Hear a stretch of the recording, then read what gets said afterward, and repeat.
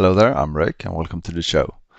Today I want to talk to you about worth ethic and how come that is so much more important than talent, and how we can help the people around us see that worth ethic is where we want to invest our time and our energy instead of waiting for identifying some sort of talent. Talent is important. Talent really matters. Understanding your strength matters even more. And if you can, delegate everything else so you can really focus on harnessing your strength. But going back to worth ethic, I want to share my personal story. When I was a teenager, I really flunked at school. It was a troublesome time for me, and my worth ethic wasn't really good. Yet all the time I heard I've got talent. I had talent for math. I just showed up and did the hard exercises and totally ignored the rest and just left. I got a lot of compliments and hearing I've got talent for languages because I have a huge imagination, and I had such an ease to write. Yet, once again, going back to the work ethic, I can pour out on a paper anything with ease, but making it easy to act on, making it a really coherent story. I can't do that to save my life. Uh, so talent didn't get me where I wanted. I wouldn't have recruited myself being at that stage where I was, because the work ethic in those two departments were there. I had a ton of work ethic in other areas. I did start working very young, and that worked great. But just because talent, we think, I once again, in a way, you could say that talent in these two areas actually hindered me with the mindset I had then, because just showing up was enough to pass in those two areas, and then I flunked in everything else. So I didn't have much benefit from school, but then again, I lived an entirely different life that served me so good, and more importantly, is still serving the people I care about. Quite often because I learned computer games and the tech around that. So there are multiple ways forward, but not without worth ethic. We need that.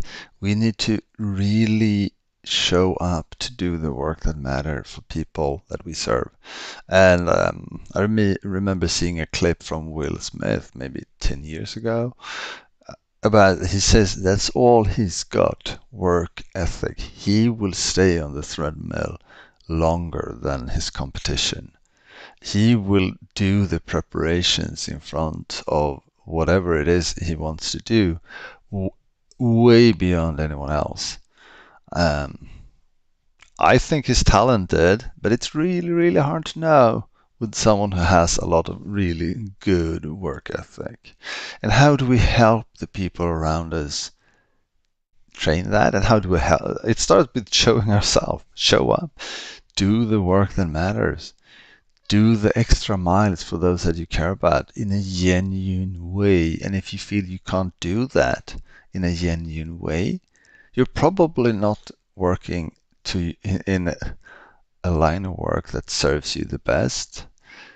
Sometimes we do have to have a job, and then even more importantly, to have a work ethic, because people can tell when we do it with the whole heart and all generosity or if we're doing it to get a paycheck, which is fine. But once again, then even more importantly, it is to actually show a good work ethic and deliver all you've got for the amount you've got paid. So that's what we need to train. And that training starts with you. That training starts with asking yourself, how good am I at work ethic? When do I cut corners? And when do I stand my ground? Because this work is so important. And for our kids, if we show and we do and we really be someone who stands for work ethic, And once again, I'm not saying people pleasing and I'm not saying overdoing it, but I'm also not saying diminishing the effort you really want to give your clients or your customers or your manager or whoever you choose to serve. They will see this is someone who cares about showing up for whatever they intend to do. And that's how you learn other people to do what you're doing. And if we talk about friends, if we talk about colleagues, and we can't teach all of them to have a healthy work ethic or an effective work ethic to keep show up, because there will be dips in whatever you do. And then once again, it's the work ethic that sees you through and sees the project through to keep showing up and doing that extra effort to get there. And but if it comes to friends, if you're surrounding yourself with people who have no work ethic, or if you have a child who's surrounded by people who have no work ethic, that's really going to drain their own high standards for who they want to serve and what they can accomplish in a work day. That's all in here. We decide, our mindset decide how much do we want to accomplish for those we serve in a work day. And if we surround ourselves with people who have a very low work ethic, that's a downward spiral. That's extremely important. So if we're talking about you, find a way to weave in people who excel at this, who really perform, and you'll find most of them probably have a high work ethic. And look at how they're doing. When do they show up for work? How do they deliver their work? How do they get in tune with their work? How do they align with their work? And then ask yourself, do I align like that? Do I work like that? Do I talk like that? Do I fill myself with energy and fuel like that? And try to let go of people who don't have that work ethic. I can recommend a TED Talk about grit. Don't remember the author. Sorry, it's actually a book too. She made a book after. Yeah, I'll put it in the show notes because I don't remember that. She's also done a great e-course on Acumen slash Udemy, so you can check that work out too. And grit and work ethic is quite much the same thing. But I think we quite often forget the benefits it brings. Once again, you don't have to be the smartest in the room. You don't have to have talent. Anyone can level up their work ethic. Anyone can walk that extra mile just because they care. And that's really what you want to teach the people around you by being a great example yourself. And once again, do it wholeheartedly. Don't do it because you must.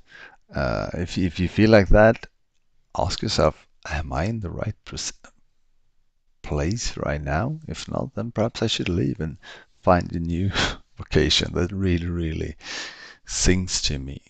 And I'm not kidding, it's that important. So get to it. That's your assignment for right now. Ask yourself, how much work ethic do I think is reasonable? And take a look at the people around you, who's doing more and who's doing less, and how can you help them and how can you learn from them? Because that's where you will find excellence in your career, and quite often you will find bliss in doing the work you care about, because if we do invest in work, we learn so much more, and if we learn so much more, it's usually more fun, and the spiral continues, and that rubs off of the people around us. People like to be around people who's doing things with joy and commitment. So I don't want to be too long, but yeah, that's your assignment. Think about your own work ethic and how can you level that up in ways, and talk to the people around you.